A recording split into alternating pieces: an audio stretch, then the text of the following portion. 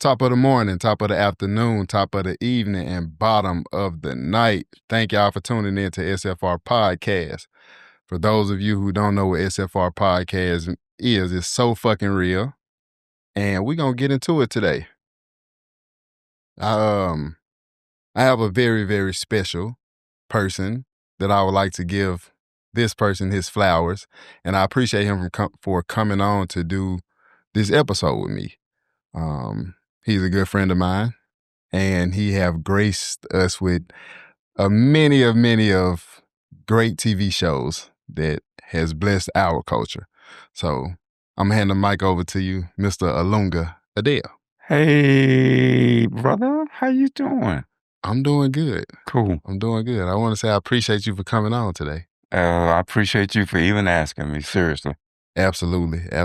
So I'm gonna get into it, and my first question is, I'm gonna ask you, in the time that you did filming and everything and writing, as a black man, how did you make it in that time?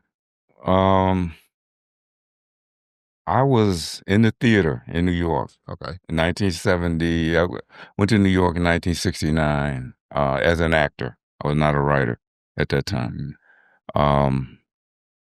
And the first play I did in New York was a play called Five on the Black Hand Side, which was made into a movie, which I was not in. There is a wonderful actor named Glenn Turman, who actually in the movie played the part that I originated on Broadway. Mm. And I was a working actor in New York, and I had written a play. Now, why did I start writing plays? Because as an actor, you have to audition for plays. Right. And I'm like, some of these plays I'm auditioning for ain't that good. I was like, I can write better than this. And people got tired of me saying that. And they said, well, okay, if you can write better than that, go write a play. So I wrote a play that was produced at the Public Theater in New York. And the Public Theater is a big deal in New York. It's a big deal in New York. It was becoming a big deal then. And the man who started the Public Theater, Joe Papp, had his publicity machine working. And you might be at rehearsal, you see writers from New York Times, Newsweek magazine, Time magazines, down there interviewing people, doing stories. So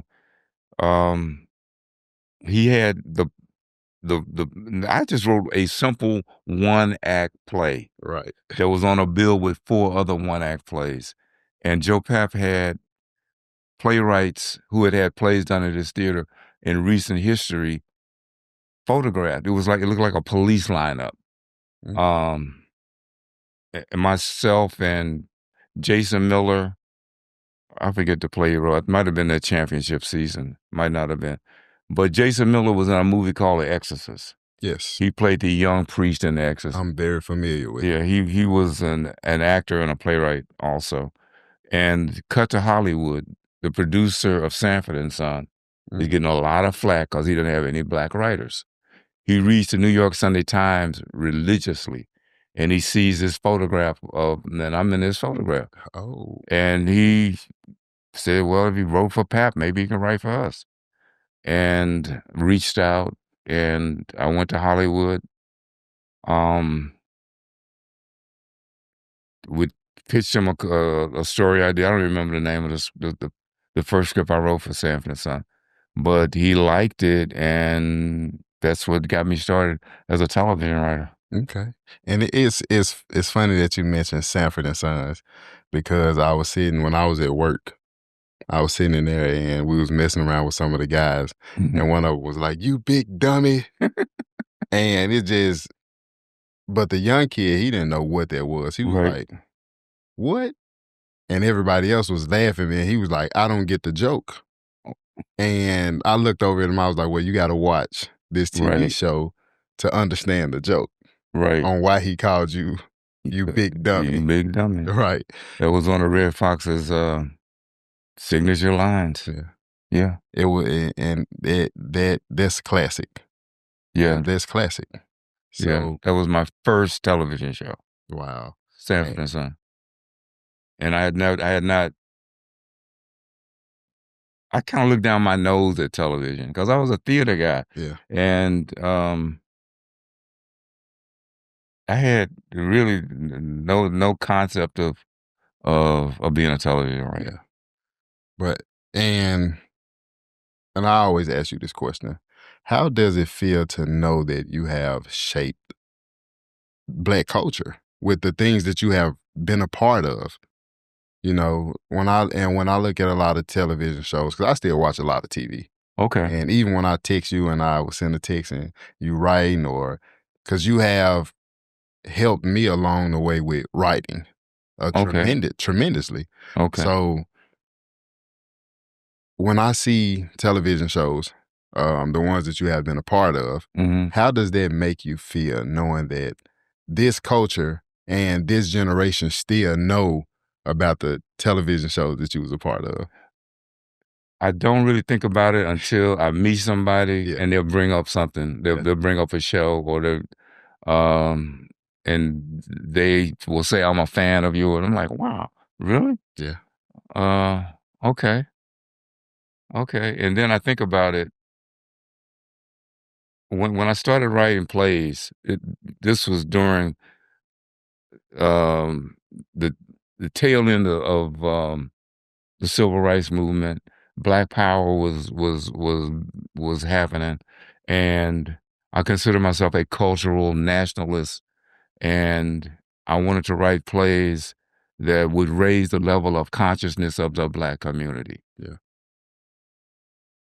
When I started writing for television, the audience expanded greatly. It's not like hundreds of people in a theater anymore. It's like millions of people going to see your stuff. Right. So I wanted to write stuff that would raise a level of consciousness of whoever was watching it. Mm-hmm. You have to, I quickly learned that the powers that be didn't give a damn about raising the level of consciousness. Right. That if you have something that you think is going to be helpful to raise the level of consciousness of people, you have to slip it in. Right. You still have to entertain. Yeah. People are watching it to be entertained. They're not watching it to be preached to. Okay. They're not. So that transition from Memphis to LA, Mm-hmm. and you had already been in New York, right? I was living in New York.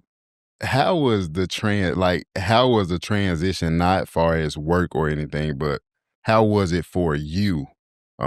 Just personally, how was the transition? How did you adapt to the different lifestyles? Because a lot of people now in this generation, a lot of guys go out to filming and writing and acting, but then they get into a setting and then they're stuck. They're frozen. They don't know what to do after their first opportunity don't go the way that they think it should. Right.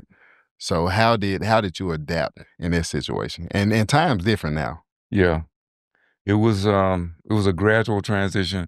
I went from Memphis to Connecticut first to go to college. I was really just kind of marking time in college. I'm trying to think, did I even go to class when I was in college? Hold on.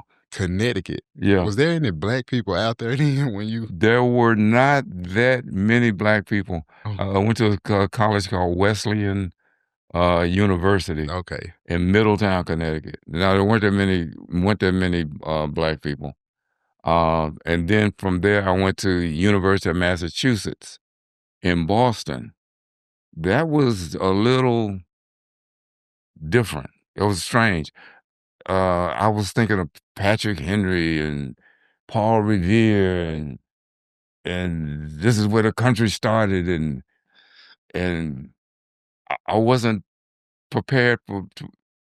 And in Memphis, I didn't really interact with white people, Right. at all. I grew up in the schools were segregated. All my teachers were Black. I didn't go to school with white kids. I had white teachers until I went to college. And I didn't feel oppressed because I wasn't really interacting with white people. Right. But the white people in Boston were racist. There were parts of Boston, I was told, don't even go in. Really? Yeah, like South, there's a neighborhood called Southie. They don't go over there, man. And in Memphis, um, if you had a confrontation with a white guy Right. and you flexed a little, the white guy would be like, uh. In Boston, if you flex, they would flex back. I'm like, Oh, so what? they was ready. Yeah, I'm like, damn, When they- what's wrong with these white people? Um, but then I got into the theater in Boston, Yeah. and that was different. You know, theater is different. You know, I was embraced uh, by everybody in the theater. And there were two black actors at the theater company of Boston, which was a big theater company.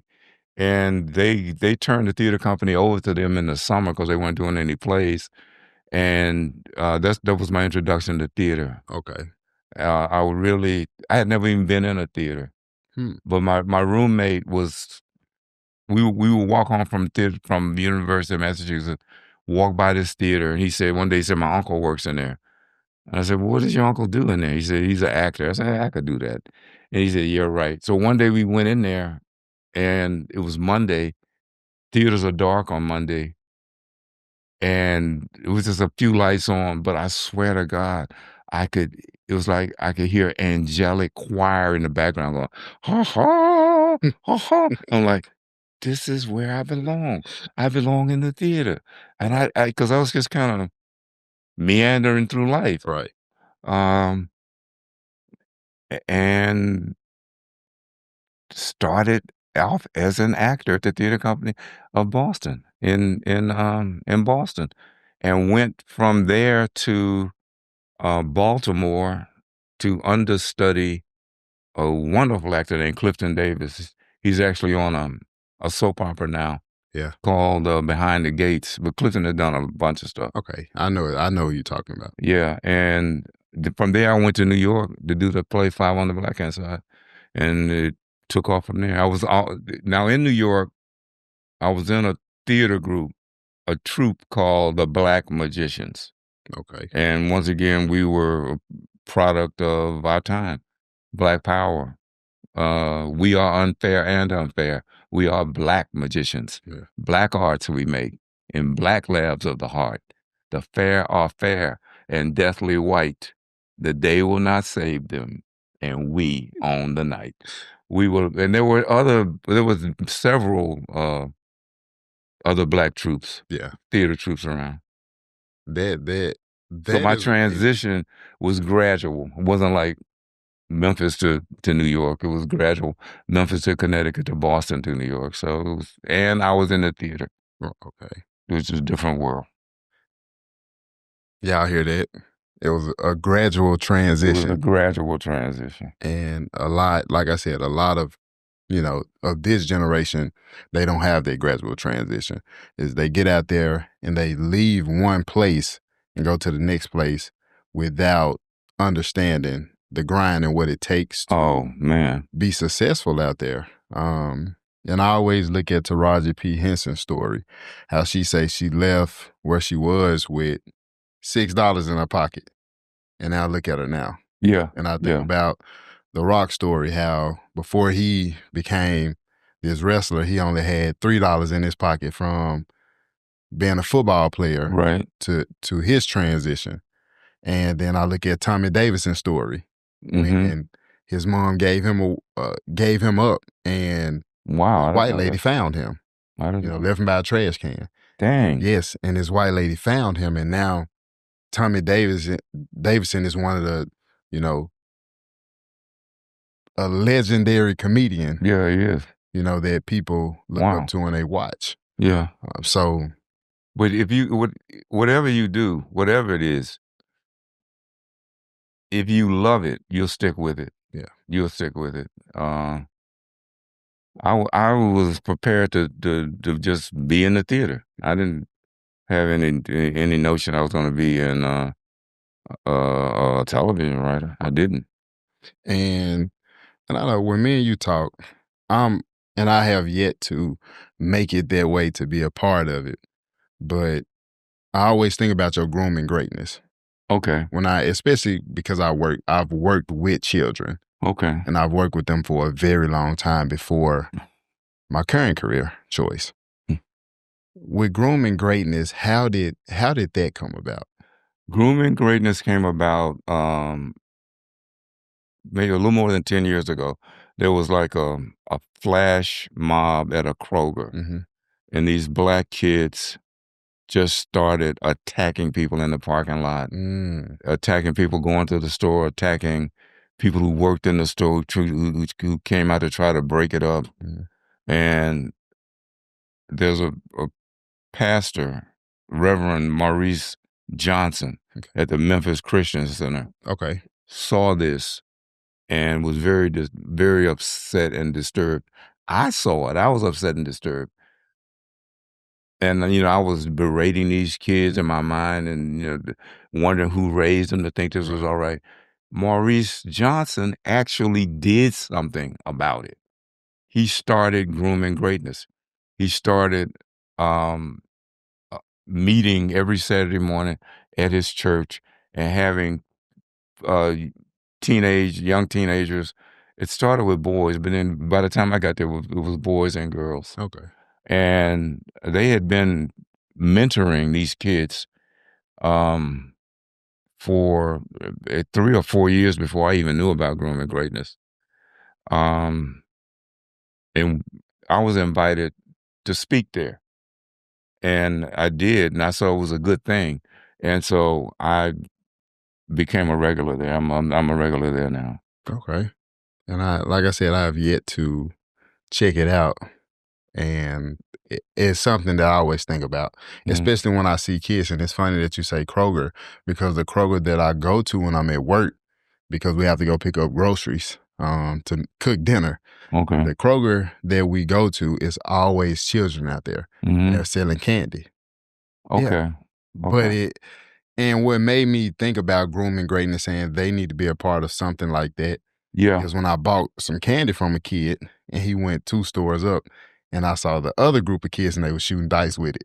Oh, man. I was like, come on, man. Oh, man. You just sold this candy and now you shoot dice with the money I gave him. And I gave him like $15 for 2 pieces of candy. Good for you. Good for you. So it was like, come on, man. You gonna shoot dice with it? Yeah. And every time I see them kids outside of the Kroger, I think about grooming greatness. Like that is something that they need to be a part of. Yeah, because there are people from all walks of the mentors, the adults come from all walks of life. Real estate, coaches, business people. There's probably an adult there is doing something that a teenager is going to want to do eventually. Yeah. I've seen that relationship grow and blossom. Yeah, grooming greatness is good. And when they started it, it was all boys and became girls, and they call the girls section grooming grace. So, but now everybody meets at the same time together. Okay.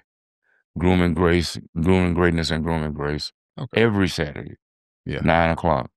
And I know that's what you were saying, every Saturday at 9:00. And I know for a minute you was like, I'm online with them. Yeah. So you was in it. You was like, I'm online with them every Saturday, and you still is. So that's a part of, like I said, the culture that you are helping shape. We trying to keep these kids on a good path. There's so much juvenile crime in Memphis. You read about carjackers, and there's kids, they're teenagers. There's a kid that's in the news now. He was 17 years old. He started shooting a gun in a house, killed a 93-year-old woman. Yep. It's like, dude, who raised you for you to think that this is okay? Right. Did you think? No, do you know you took her life, but do you realize how much of your life you just took away? Right. You're gonna be in jail for a long time, man. Yeah. A long time. Yeah. It's very alarming. Yeah. Because you see it, and you see it every single day. There's Yeah. something going on, but we don't have enough people in the city of Memphis that are doing what you guys are doing with grooming greatness. And I think that's the reason a lot of why these children are doing what they're doing. And Right. the crime rate is so high because you have been around the block for a long time. Mm-hmm. And you are pouring into children from a different perspective than the generation of parents or mentors that we have now. Yeah. And the mentors that we have now, they feel like, oh, if I coach a kid for basketball, then that's going to change a path. Or if I teach them that, or if I'm giving them football lessons or some type of sports. And we know when you look at a lot of athletes now, a lot of athletes are facing jail charges. A lot of athletes are professional athletes at that. Domestic violence cases. It's crazy. So the thing that y'all are doing with these children is creating a totally different avenue. Yeah. And that is I can say that is a part of grooming greatness. I would say that's a great thing. So that's a part of grooming greatness. And I can't say enough about Pastor Maurice Johnson. He started it, and he maintains it. He sustains it. Him and his wife. Yeah. They do. And I met some wonderful kids at Grooming Greatness. To see them grow up and evolve and go to college and they've evolved quite well. It has seemed like you are making your mark throughout this generation of children. You are. When I went there, I invited as a speaker. I just saw it was a good thing. I want to be a part of this. Right. I want to be a part of it. And in the 10 years, maybe like 5 or 6 or 7, how many years I've been there, I've seen some of the mentors have made their transition. They've passed on, died and gone to the next plane of existence. But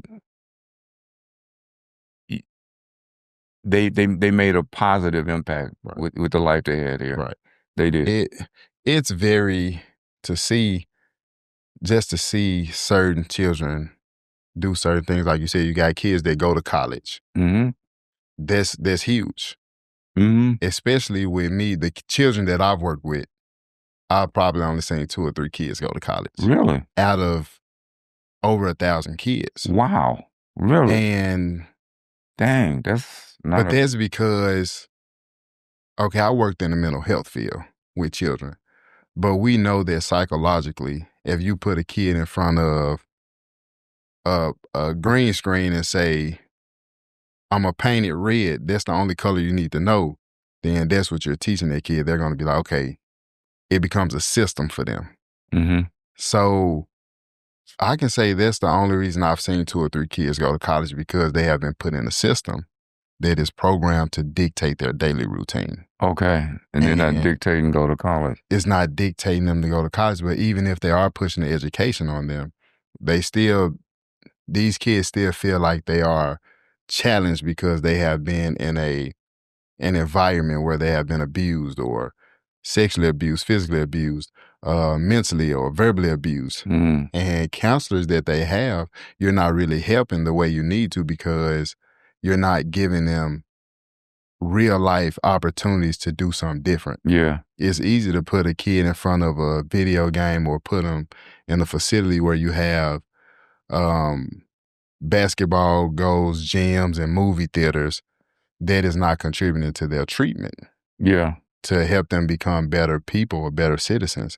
And when you release them from their treatment, now you have them back in the same situation they was in before they came.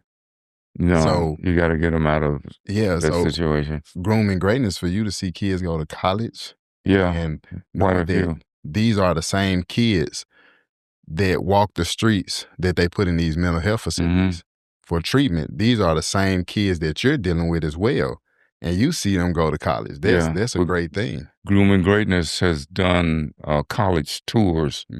I've gone on a couple of college tours to HBCUs in Mississippi, Alabama, Georgia, Tennessee. They've had a various experience. They've gone to aviation school. Right. One of our kids actually flew a plane. I'm like, okay, you better man than that. I don't know how this gonna last, but I probably couldn't do it. I said, was it like driving a car? He said, no, it wasn't like driving a car. But we've tried to expose them to things, to let them know that there's a big world out there. It's not just your neighborhood. It's not just your city. It's not just your state.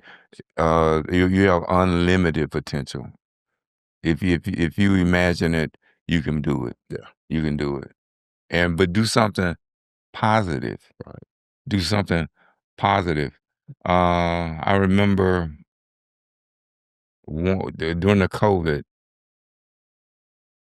we started meeting online, and they asked me if there was something I wanted if I had something I want to talk about to the group, and I did. It was basically share the wealth.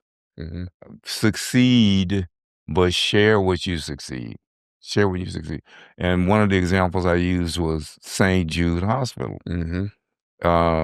Which was started by Danny Thomas. There's a Danny Thomas Boulevard here in Memphis in honor of him. A lot of the kids didn't know about Danny Thomas, but they know about St. Jude. Yes. Where kids with cancer come there, they're not, their parents come there, they're not given a bill for medical, for food, for staying there. That's a wonderful thing. Right. It's a wonderful thing. Share the wealth. Share the wealth. Just don't try to grasp all the money you can for yourself. Share it. Right. Share it. Do some service. Yeah, that's important. Do some service. Very important. Yeah. With COVID happening in 2020. Okay, that's when it was. With COVID happening, how was the transition from for writers? How was that when COVID happened? Oh yeah, that was a big transition. Writers, if you're on a TV show, you meet in a room. You got a writer's room. You can go in there, you pitch stories, you break stories, you outline stories. But COVID, you couldn't do that in person. You had to do it online. It was different. So was it difficult though? I know, because like you said, meeting in a room and then meeting online. It's different. Okay. It's not the same personal interaction. Cracking jokes on each other, making fun of it was not the same. Not the same. So with the industry with writing and filming and everything, do you think COVID was a good thing for the industry when it comes to writing and filming, or do you think it kind of like threw stuff off a little bit? I think it threw stuff off a little bit. But television has really transitioned a lot. Example, when I started out on Sanford and Son and other shows throughout the years, we would do at least like 22 episodes for a season. Now, if you start out on a new show, you might get 8 episodes. Yeah, 8 at the most. Yeah, and then you might get up to 12 eventually. But there's a lot more avenues, for shows. I mean, when I started out, there was like 3 networks. Yeah, and it's like hundreds of networks now. But more writers. There's a lot of unemployment among the writing ranks. A lot.